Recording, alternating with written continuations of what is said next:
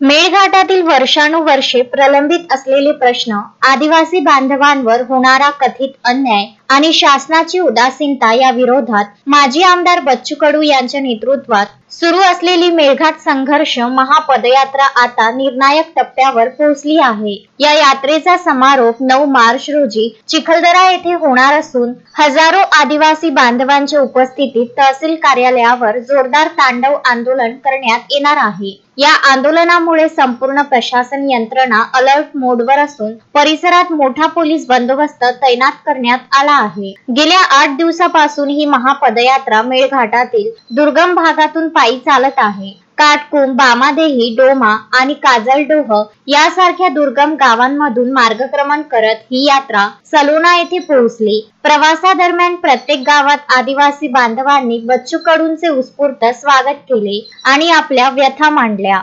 सकाळी सलोना येथून हजारो आदिवासींसह ही पदयात्रा चिखलदऱ्याच्या दिशेने कूच करणार आहे। आंदोलनाची तीव्रता पाहता अमरावती ग्रामीण पोलीस दलाने चिखलदरा परिसरात कडेकोट सुरक्षा व्यवस्था ठेवली आहे। आंदोलनादरम्यान कोणतीही अनुचित घटना घडू नये यासाठी पोलीस बारकाईने लक्ष ठेवून आहेत। पदयात्रेदरम्यान जिल्हा स्तरावरील काही पाणी, रस्ते आणि आरोग्यविषयक प्रश्न तात्पुरत्या स्वरूपात मार्गी लागले असले तरी महत्त्वाचे धोरणात्मक प्रश्न अद्याप शासन स्तरावर प्रलंबित आहेत। या पार्श्वभूमीवर बच्चू कडू यांनी सरकारला निर्वाणीचा इशारा दिला आहे। ते म्हणाले, मेळघाटातील आदिवासींच्या समस्यांकडे वर्षानुवर्षे दुर्लक्ष करण्यात आले आहे। आता आम्ही थांबणार नाही। जर शासनाने आंदोलनानंतर ठोस निर्णय घेतला नाही तर चिखलदरा येथील आंदोलन अधिक तीव्र करण्यात येईल। मेळघाटातील हजारो लोकांच्या सहभागामुळे हे आंदोलन आता स्थानिक प्रश्नांपुरते मर्यादित न राहता